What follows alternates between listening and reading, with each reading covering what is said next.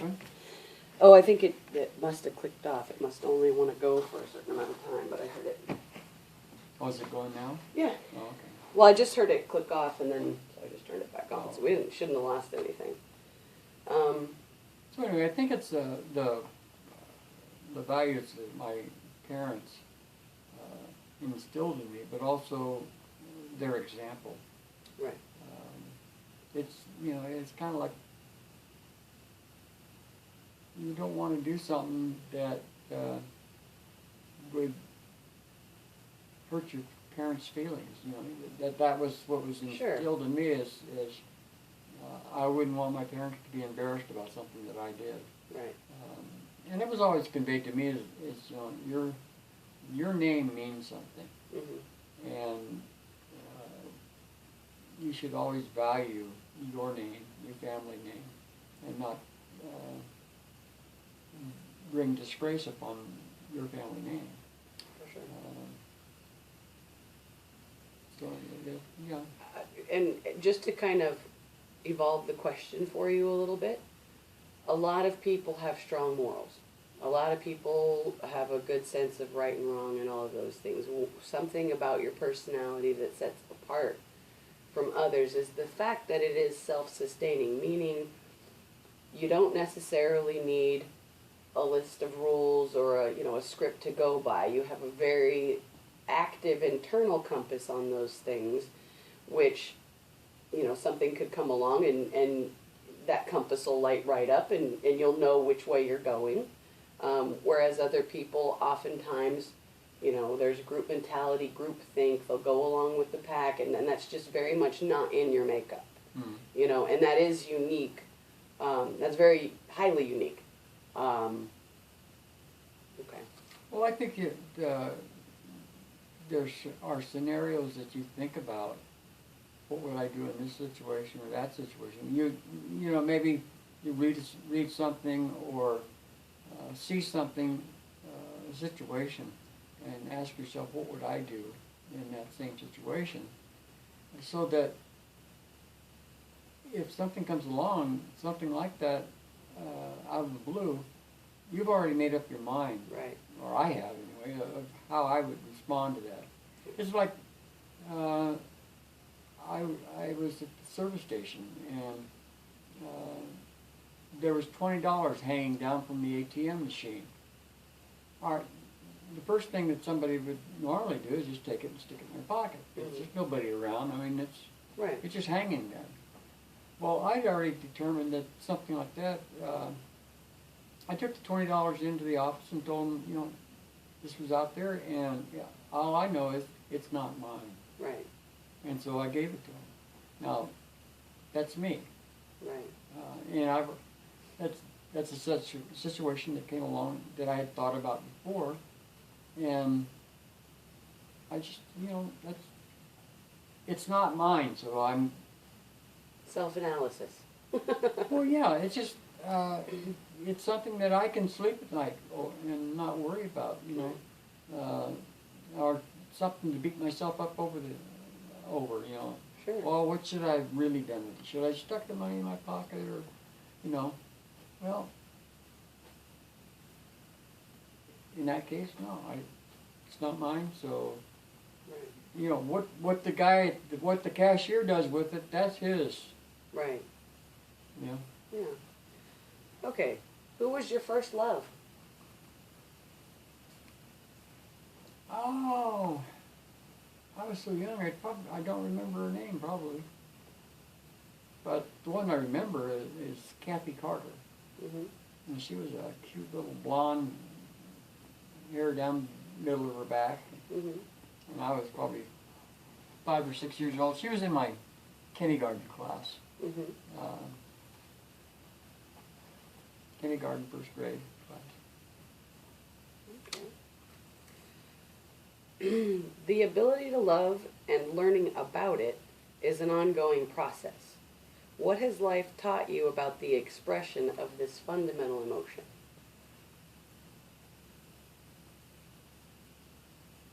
There's different kinds of love. I think that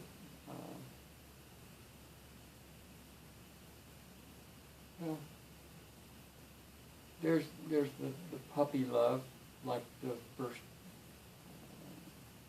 and I really, I don't know what,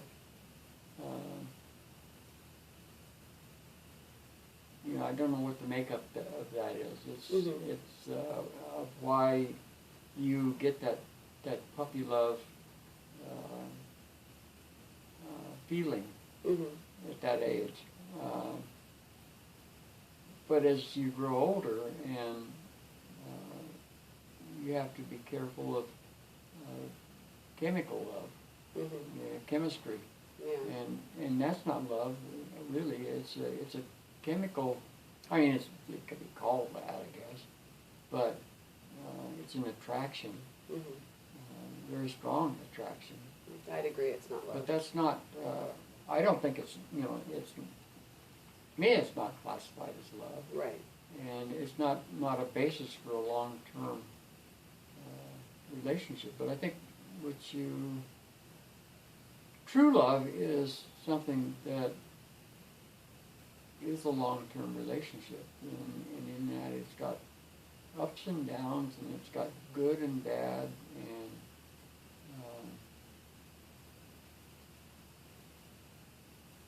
trying to find that is a job in itself, because for me, with Jean, when I met her,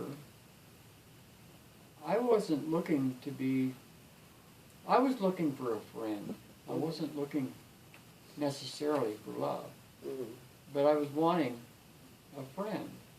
And that's what I told myself is the most important thing is you want somebody that you can have a relationship when everything else is gone, and you still have things that are in common and feelings for each other, whether you have sexual feelings or not for one another, whether that's only a small part of what true love is. I think true love is commitment.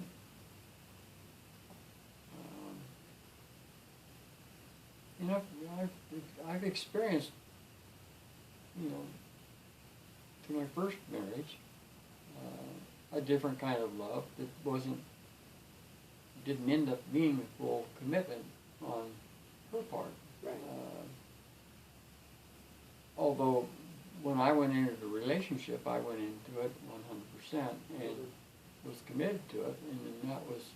I think that's what's so hard with the divorce is that if you're the one that's not seeking the divorce, you've got that. You still got that 100% commitment, and the other person has pushed back and pulled that commitment away, and it's easier for them to break away and do something different, Right. But I think like with Jean and I, we had both been through that same situation where our partners had pulled away from us. And of course, you look at yourself and see what is wrong. What did I do wrong? And there's plenty of guilt on both sides. I mean, there's things that I did wrong that I recognize that I did wrong. There's things that she did wrong that I recognize. So it's never a one-sided thing. Sure. So I realize that. But I think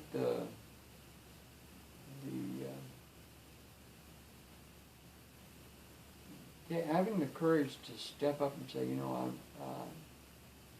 I'm going to stick my heart out there again and do it. And do it in a manner that first I'm looking for a friend, and from there on, see what happens. And that's exactly the way that I approached with Jean. And I told her, I said, look, I don't hug and kiss. I'm not looking for that right now. So I'd like to take you out and just be friends. Of course, she had been dating for a while, and that was, she'd run into too many of the other, the other guys that had been divorced and whatever, and they were looking for one thing only, and she was getting kind of tired of that, having to fight them off, and so it was refreshing for her to finally have some guy say, you know what, you don't have to worry about that. Right. So that's my daughter. Patience. Let's see.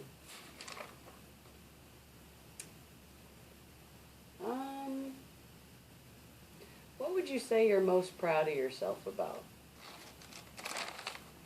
Like, you've lived a long life, and you've done a lot of things. What about who you are most proud of? Well, that's a hard one because. Like, what's great about being Bob? Well, it's kind of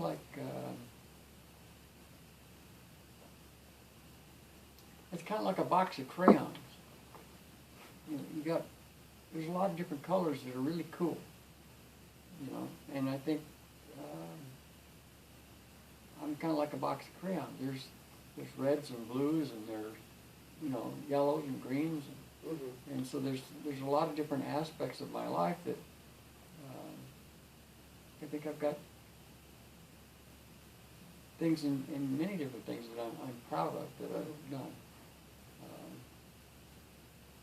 I think the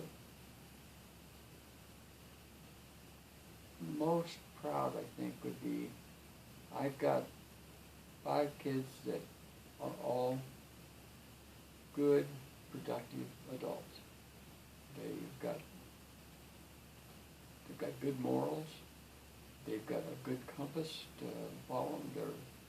There's not one of them that's lazy. They're good people. People want to be around them. As a parent, how could you want anything more than that as far as your children?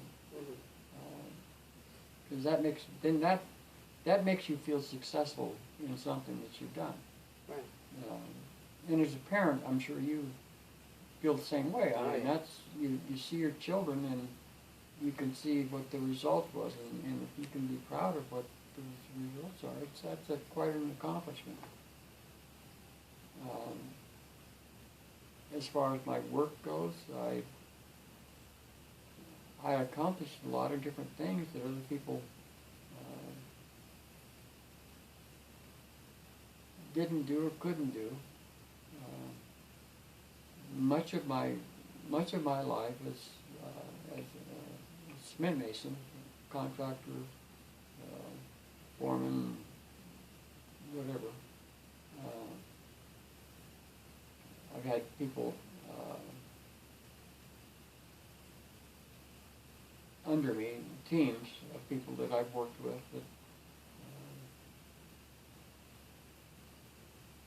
they were, in the most part, really good people to work with and to learn from. I spent probably first 10 years of my life just learning. Well, the fact is, I learned every day I went out to work. I learned something new in my trade, pretty much. I mean, just I always looked for something new, something that could be done differently, not just to be different, but to be faster and turn out a better product. And sometimes I was very successful, and sometimes I wasn't so successful. But I think you're going to have, anytime you're trying something, you're going to have failures, and you learn from that too. Yeah. So one of the things I'm really proud of is that a whole system in concrete work has changed And I know I'm the one that changed it. And today, I don't see anyone doing the old system. What did you change about it? Well, we used to do what they call sacking and patching. And it was a process where you take sand and cement and mix it together in a 50-50 quantity. And after the concrete is poured, generally a wall, usually a wall, has little air holes in it. And you have to go over that surface, and you have to grind it off, and then you use water and glue, and fill in those little holes, dampen the whole thing with this glue and water, and then you take this dry mix in a burlap sack and you put it on the wall and you rub it on the wall, and it rubs it into all those little air holes and dents and you know, just any imperfections. And when you're done with that, then you use a trowel on it, and then you cut all of that off. You know, when I say you cut it off, you cut it even with the surface, so that the stuff that you put in the hole stays in. And then, I mean, there's different processes. You sponge float it in and let it dry, and use the dry rub. But the dry rub is the most dangerous part. In that the cement and sand, the very tiny, tiny particles are sharp as glass. Well, you breathe those in, and it's like breathing in knives into your lungs.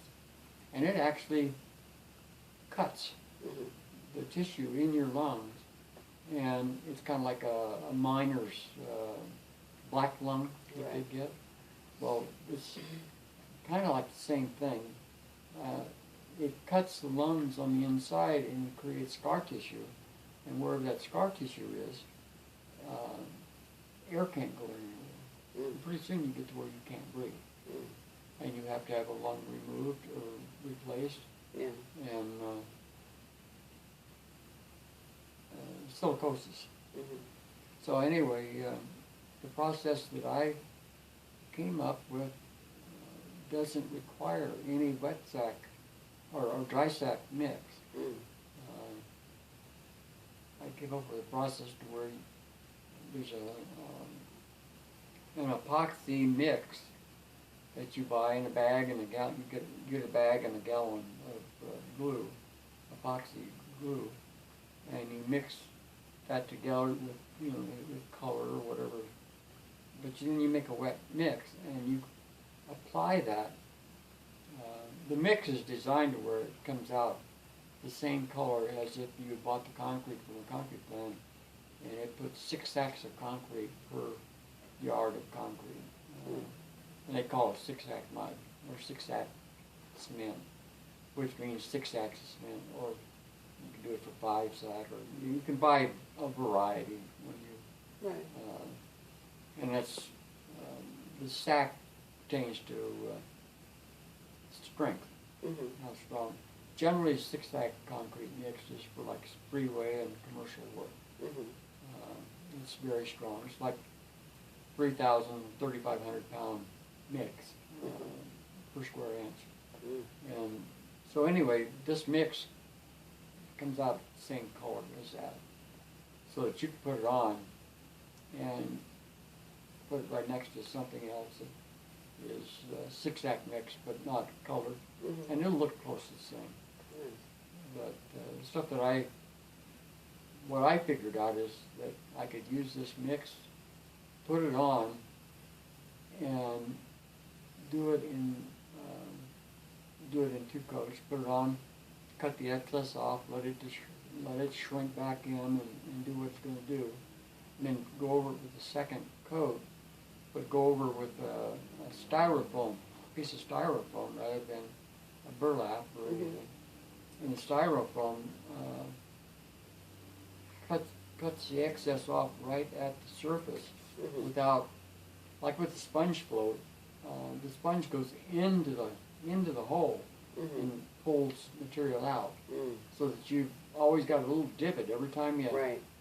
So the styrofoam doesn't do that. It cuts straight, but yet it's soft enough that it will put material in, and you can work it. It's not, it's softer than like a trowel. Mhm. So anyway, you can actually get it to where the surface looks like a piece of glass. Nice. And it's all one color. Mhm. The old system, where you use glue and water and steel trowel and sponge float and dry mix and all that, when you went over it with a trowel, it would actually burn the glue. Mm. The steel, between the steel and the wall, would create a kind of a heat, and it would actually turn the glue black. Mm. And so you'd have black spots, Mm. and it really never looked good. Mhm. Not to my eye, anyway. It just there was nothing you could do about it. Yeah. Whatever was ever done to it, you could never make it look as good as the system that I came up with. Nice. We did a fire station in Cloverdale. It had all black walls, Mhm. and I come up with the system. We did that system, but we had to have black in the color, and you could never get the color right from one batch to the next. Yeah. And so you'd be going along, and then all of a sudden, you may have a little bit too much water on the wall or something, and then you have a light. It'd all be one color here, and then all of a sudden it changed. Mhm. And there's not any way you could tell that what you needed to do from one batch to the next. So I come up with a system of taking 6 gallons of glue and putting them into a container and mixing all the glue and color together, and then putting them back into the jugs, Mhm. so that the color was all consistent over the whole job. Nice. And so no matter where you looked, it was consistent color. Nice. And it absolutely turned out beautiful. It was just beautiful. And my boss was very impressed with. And it took about 6 months probably to come up with that system. Because I started out with just putting a wet mix on and brushing it with a brush, and I didn't like that. And I tried different systems, and then I remember somebody telling me that they had used styrofoam, and that was the key to it. The big key was you never used water. Not in the mix. You never used water in the mix. It would kill the mix for some reason. I don't know why. But anyway, that was one of the things that I really was proud of. Yeah. Yeah, engineering a whole new way, and just everybody kind of uses that way now, or some all of variation. because it come out so nice looking, just about all the contractors do that now. Yeah. And I think what it has done is it's come out through the tradesmen themselves. Yeah. One in the cement mason trade, you don't necessarily work with the same contractor all the time, because they don't all have so much work that they can keep everybody working all the time in one place. There'll be times you're off for a month or two, or you'll work with just different contractors all the time. And so it's spread out. I can go anywhere in the state now, just about, and I'll see the That's cool. same finish. All right, so the last question for today.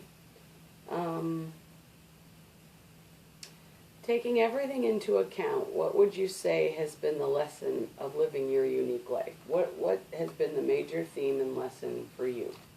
For my life? Yeah. Why were you sent here? What did you learn? Oh, what was it?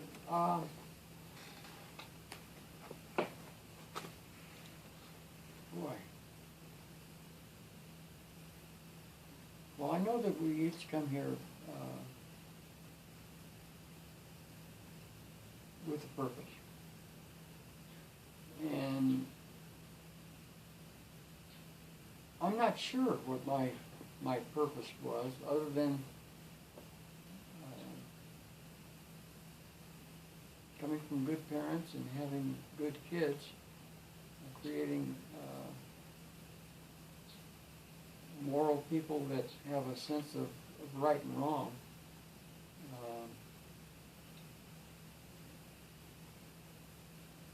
And I hope that I'm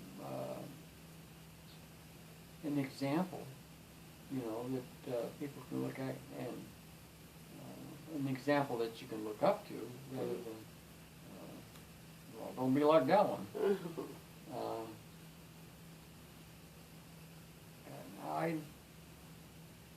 And with my experience this year, earlier in the year, where I almost died, and I came so very, very close to it. I still get people telling me that they didn't think I was going to make it. Yesterday at church, I had two guys come up to me and told me how much better I looked now than I did just several months ago. Well, it's October now, and it was in January when I was in the hospital. When I got out, I knew that there was something else. I made it because there was something else I was supposed to do. And I don't know what it is. Right. Not consciously. I may have gotten something subconsciously that I don't know consciously that I'm supposed to do, but I got to figure it out what it is. I don't know what it is, but there's a reason that I stayed. And didn't cross over. And I keep trying to think about,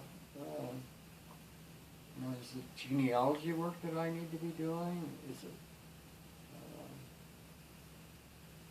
I don't know. It may be something that just comes out of the blue that I needed to be there for. I don't know. But I know there's a reason. Yeah. I know that there's a reason that I still haven't finished what I have to do. So, and I had quite a year. I lost 40 pounds. I weighed 140 pounds in the hospital, and now I weigh 185. Nice. So I put 45 pounds back on in 6 months. Now I hope I can slow down and not put a whole lot more on. I don't want to get too much heavier than I am, but I wouldn't mind being 190. Yeah. I think that would be about. I think 185 to 190. I think I'm fine there. Yeah. Without being too overweight. But I've had people the last few Sundays that I've been to church that they commented that my coloring is a lot better, and they, even after I got out of the hospital, and they saw me a lot, and they said I looked really bad. That my coloring and shadows under my eyes, and it was just, I've been through quite a battle. Quite a battle. And a 3-inch hole in your stomach, walking. I don't know how long I went around with a hole in my stomach. Yeah.